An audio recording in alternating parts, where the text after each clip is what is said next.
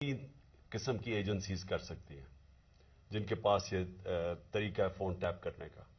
وہ phone tape کرتے ہیں اور پھر جب بھی ان کو بلیک میل کرنا ہو کسی کو، اپنا مقصد یہ نہیں کہ پاکستانیوں کی بہتری کے لیے، لیکن وہ استعمال اس کو کرتے ہیں جب بھی ان کا کوئی سیاسی مقصد پورا کرنے کو، تو وہ یہ پھر آڈیو ٹیپ سامنے آ جاتی ہے.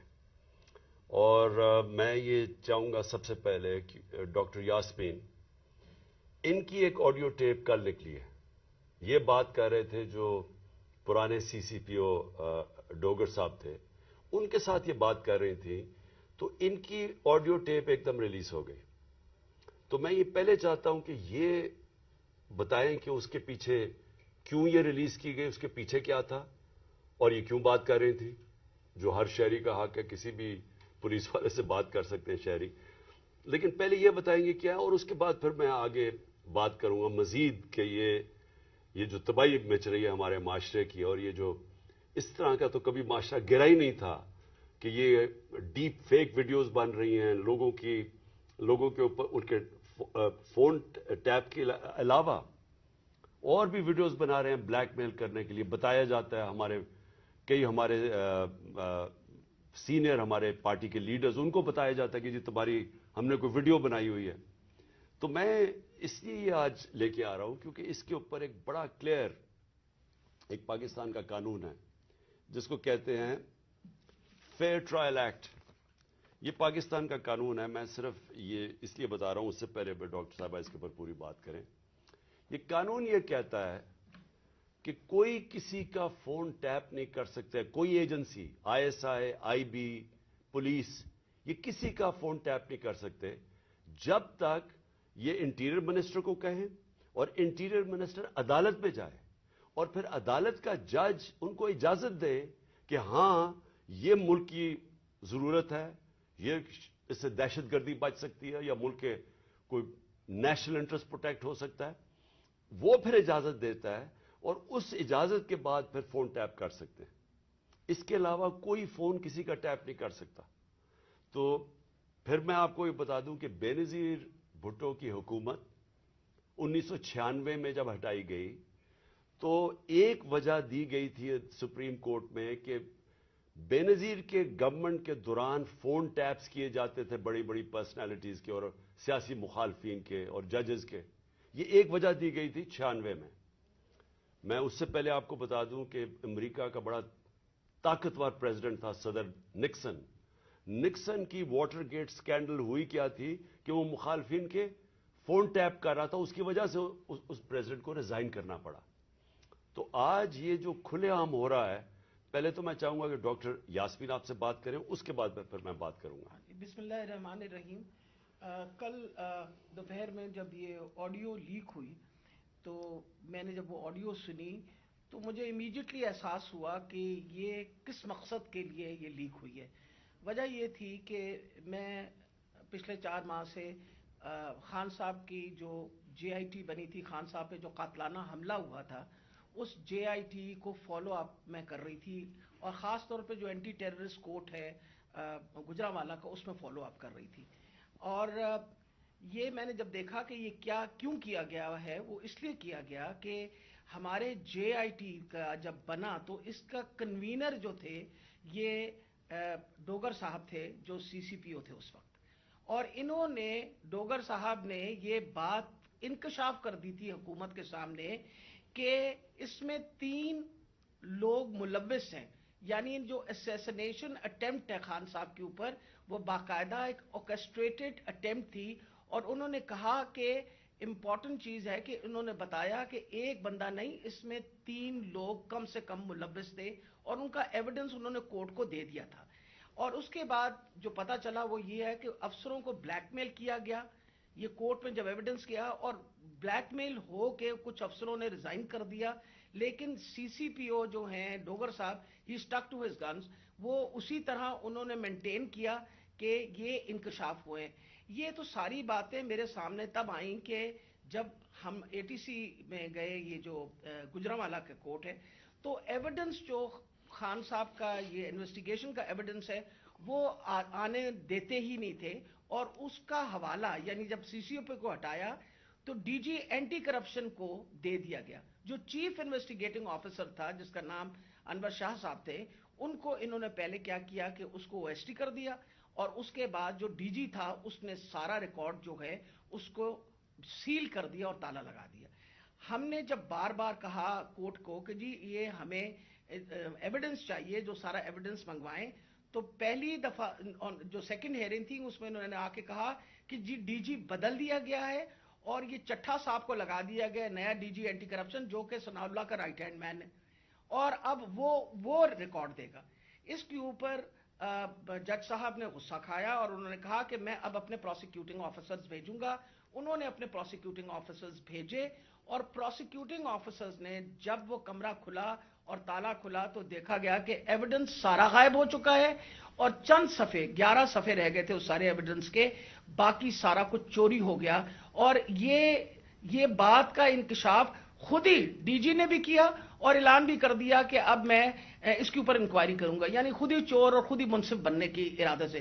میرے لیے یہ ایک اتنا بڑا ہمارے لیے سانحہ تھا کہ سارا ایویڈنس جو ہے اس کو انہوں نے خرد برد کر دیا، کہ جب ہائی کورٹ کا آرڈر پتا چلا کہ جی ہائی کورٹ نے سی سی پی او کو دوبارہ لگایا ہے، تو میں نے مناسب سمجھا کہ میں سی سی پی او سے پوچھوں کہ کب آپ کی اپوائنٹمنٹ ہو گئی ہے، کیونکہ ہماری جو جے آئی ٹی ہے وچ از دا ریل جے آئی ٹی، جو اس وقت حکومت تھی اور حکومت نے یہ سارا کچھ کیا تھا، جے آئی ٹی بنائی تھی وچ از a legal J I T, تو ہم نے تو آلریڈی اس پہ ہمیں ٹرسٹ تھا کہ یہ بندہ جو ہے. تو میں نے ان سے پوچھا کہ آپ کب تک جوائن کر رہے ہیں، تو انہوں نے کہا جی ابھی تک میرے آرڈرز نہیں آئے. وہ آپ نے سارا ٹیپ سنا جس کے اندر کوئی ایسی بات نہیں پوچھی گئی.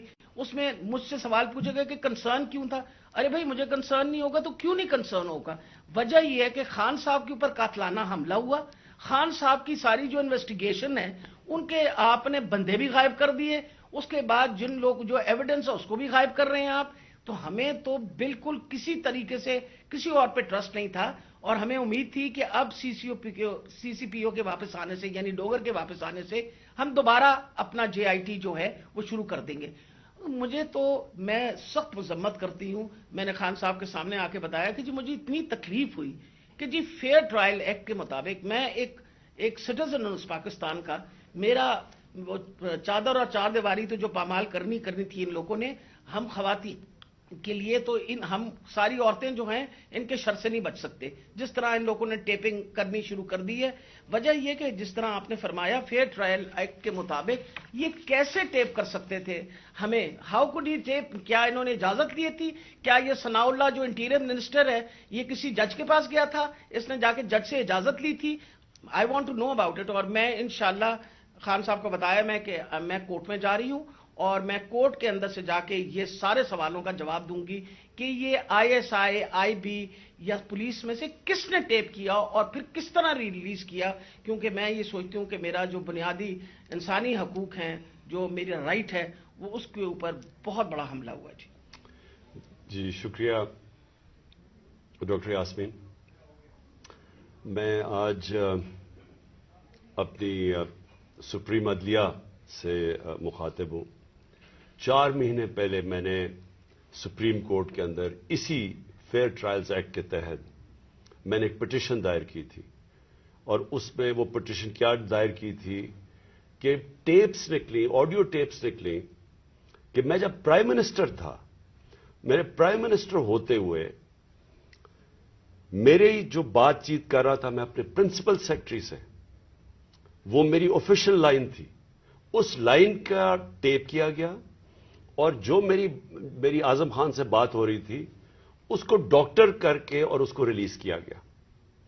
اس کے علاوہ بشرا بیگم وہ آفیشیل لائن سے کسی سے بات کر رہی تھی، ان کی بھی ٹیپ کر کے وہ جو ان کی بات چیت تھی، جو کانورسیشن تھا، اس کو بھی ڈاکٹر کر کے چینج کر کے اور 2 دفعہ وہ ریلیز کی گئی. تو میں اس لیے یہ اپروچ کیا سپریم کورٹ کو کہ میرا تو چلے ایک تو یہ ہے کہ جو ڈاکٹر صاحبہ نے کہا کہ یہ ہمارے فنڈامنٹل رائٹ کی وائلیشن ہے. ہر انسان کا بنیادی حق ہے آرٹیکل 14 کانسٹیٹیوشن میں ہماری پرائیویسی اور ہماری ڈگنیٹی پروٹیکٹ کرنے کے لیے. آئین ہماری ڈگنیٹی اور پرائیویسی پروٹیکٹ کرتا ہے. تو ایک تو یہ میں اپنی بیوی بشرا بیگم کی طرف سے کہ ان کا رائٹ وائلیٹ ہوا, میرا رائٹ وائلیٹ ہوا, لیکن اس سے بھی زیادہ اگر پرائم منسٹر آفیشل بات کر رہا ہے اپنی لائن سے, اپنے پرنسپل سیکرٹری سے, اگر وہ ٹیپ ہو رہا ہے اور اس کو پھر ریلیز کر رہے ہیں تو یہ آفیشل سیکرٹس ایکٹ کے خلاف ہے. کوئی بھی ملک کی امپورٹنٹ چیز ہو جو اپنی سیکیور لائن سے بات کروں اور وہ نکل جائے اس طرح, تو یہ تو بڑا خطرناک ہے ملک کے لیے. کوئی بھی پرائم منسٹر کی بات چیت نکل جائے, اور اس کے بعد شہباز شریف کی اور وہ مریم کی بھی کوئی آڈیو ٹیپ لیکس نکلی, اور اس کے اندر بھی اس میں تو خیر اور باتیں ہو رہی تھی. تو میں اس لیے کہنا چاہتا ہوں کہ ہماری عدلیہ کو اس کے اوپر ایکشن لینا چاہیے, کیونکہ یہ تو ایک اب پوری معاشرے میں ایک بیماری پھیل گئی ہے. ہر جب کوئی کسی کو بلیک میل کرنا ہوتا ہے اس کی ٹیپ نکلاتی ہے. سپریم کورٹ کے جج کے اوپر ان کی پرویز لائی کی وہ کو ٹیپ نکلائی, اور وہ صرف بلیک میل کرنے کے لیے, کیونکہ اس وقت پاکستان کی تاریخ کا ایک بہت اہم ایشو ہے 90 ڈیز کے اندر الیکشن کروانا. یہ ساری قوم اب دیکھ رہی ہے کہ کیا آئین کے اوپر ہماری عدلیہ 90 ڈیز میں 90 دن میں الیکشن کروا سکے گی یا نہیں کروا سکے گی. اور یہ اب عدلیہ کو بلیک میل کرنے کے لیے کوشش کی جا رہی ہے. اور انٹیریئر منسٹر, ملک کا انٹیریئر منسٹر خود بیٹھ کے ایک فون ٹیپ کی بات کرتا ہے, جب ڈائریکٹ اس کی ذمہ داری تھی کہ یہ ہوا کیسے فون ٹیپ. کیا اس نے پرمیشن لی تھی کسی عدلیہ سے, کسی ہائی کورٹ کے جج سے اجازت لے کے یہ فون ٹیپ کیا تھا؟ اور اس سے بھی آگے چلے جائیں کہ ہمارے ملک کے اندر اب جو میں شروع بات کی تھی, ڈیپ فیک ویڈیوز بنی ہوئی ہیں جو بلیک میل کیے جا رہے ہیں. میں 3 اپنے سینئر پارٹی لیڈرز جانتا ہوں جن کو بلیک میل کیا جا رہا ہے. اس کے بعد سب کو یاد ہے کہ مریم نواز نے بیٹھ کے ایک اناؤنس کیا کہ میرے پاس آڈیو ٹیپس ہیں یا ویڈیو ٹیپس ہیں ججز کے اوپر, وہ ارشد ملک کا جو کیس تھا. اس کے بعد ریٹائرڈ جسٹس ثاقب نثار کی ایک آڈیو ٹیپ نکلی جو بعد میں پتا چلا کہ فیک تھی, یعنی جوڑی ہوئی تھی, جو ڈیپ فیک تھی, یعنی اس کو پیس ٹوگیدر کیا ہوا تھا. اور اس کے علاوہ اب تو جنرل باجوہ نے بھی کہہ دیا کہ میرے پاس ٹیپس ہیں. تو یہ کیا اس ملک میں کنٹرول کرنے کے لیے, لوگوں کو بلیک میل کرنے کے لیے یہ سب کچھ ہو رہا ہے؟ اور اب ٹیکنالوجی ادھر چلی گئی ہے تو یہ تو کوئی بھی اب کر سکتا ہے. آپ ڈیپ فیک ویڈیوز جو ہیں اس کی کبھی ٹیکنالوجی دیکھ لیں, کسی کے اوپر بھی آپ یہ ٹیپس بنا سکتے ہیں اور آپ ان کو بلیک میل کر سکتے ہیں. تو اس لیے میں ریکویسٹ کروں گا اپنے سپریم کورٹ کو کہ 4 مہینے پہلے میں نے یہ پٹیشن دائر کی تھی. ایز ایکس پرائم منسٹر میری سیکیور لائن کو ٹیپ کر کے اور پھر اس کو ڈاکٹر کر کے پبلک میں دکھایا گیا, اور پھر یہ جو بار بار بلیک میل کرنے کے لیے کہ جی ہم آپ کی فون ٹیپ کر کے آپ کی کوئی ٹیپس نکال دیں گے. اور یہ جو ڈاکٹر یاسمین کا ہوا یہ اس لیے امپورٹنٹ ہے کہ ان کا یہ صرف اور صرف یہ جو انکوائری ہو رہی ہے, یہ جو جے آئی ٹی کی انکوائری ہے میرے اوپر جو قاتلانہ حملہ ہوا تھا, صرف اس کو اب سیبوٹاج کرنے کے لیے کیا گیا ہے. کیونکہ سارے آفیسرز کو انہوں نے ڈرا دھمکا کے جو جے آئی ٹی کے تھے ان کو تو پیچھے ہٹا دیا. جو 2 آفیسرز رہ گئے تھے جس میں ایک یہ سی سی پی او ڈوگر تھے جو ہیڈ کر رہے تھے انکوائری, یہ رہ گئے تھے جو کھڑے تھے اور عدالت میں جا کے یہ بتا رہے تھے کہ یہ جو فائنڈنگز ہے جے آئی ٹی کی, اس میں واضح ہو گیا کہ وہ جو سارا انہوں نے پہلے سے سازش کی ہوئی تھی کہ جی ایک شوٹر ہے, دینی انتہا پسند ہے, وہ سب خود کچھ ختم ہو گیا. کیونکہ جے آئی ٹی میں عدالت میں جا کے جو فائنڈنگز دی ہیں کہ 3 شوٹر تھے اور یہ پورا پلان کر کے ہوا تھا. تو اس کو ختم کرنے کے لیے, ڈوگر کو ہٹانے کے لیے یہ اب نکلی ہے. جس طرح سپریم کورٹ کے جج کو پریشرائز کرنے کے لیے وہ رانا ثناءاللہ نے وہ نکوالی ہے, وہ جو بھی آڈیو, اب یہ ڈوگر کو ہٹانے کے لیے کر رہے ہیں. اور اس میں جو اصل خوفناک بات یہ ہے کہ انہوں نے اپنے آفیسر پوسٹ کیے یہاں, یہ جو چٹھا اس کو خاص لے کے آیا اینٹی کرپشن کا ہیڈ بنانے کے لیے, جو ہمارا سخت مخالف ہے, उन ऑफिसर्स को यहां इलेक्शन कमीशन ने एक ही दिन में उन ऑफिसर्स को सारों को ट्रांसफर करके यहां किया और यहां से ऑफिसर्स ट्रांसफर किए। वो सारे ऑफिसर्स 23 में से 17 ऑफिसर हैं जिन्होंने हमारे 25 मई को हमारे पर तशद्दुद किया। ये जो सीसीपीओ इन्होंने लगाया हुआ कामियाना, इसके डॉक्टर यास्मीन ने एविडेंस दी हुई है कि 25 मई को जो हमारे लोगों पर तशद्दुद किया गया उसमें ये कामियाना का नाम दिया गया।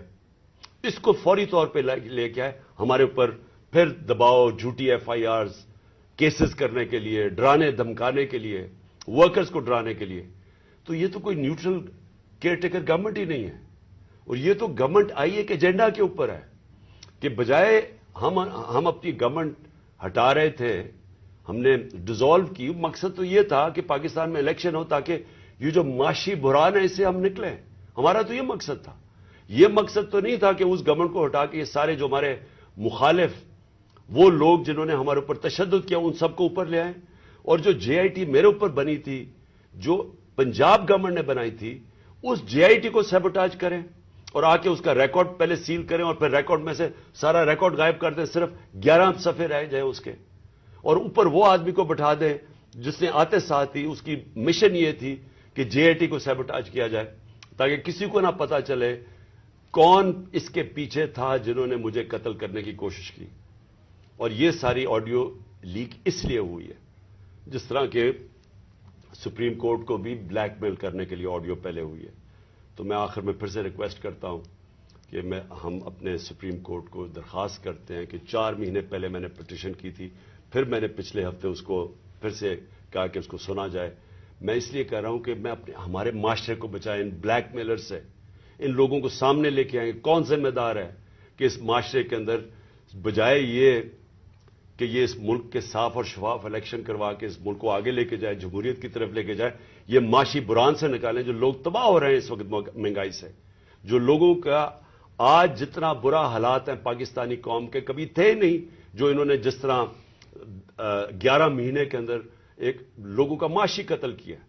तो बजाय उधर ले जाने के, जिसलिए हमने अपनी गवर्नमेंट्स डिसॉल्व की थी कि यहां इलेक्शंस करवा के इस मुल्क को इस बुरान से निकालें, ये उल्टा इसको इस्तेमाल कर रहे हैं हमें क्रश करने के लिए।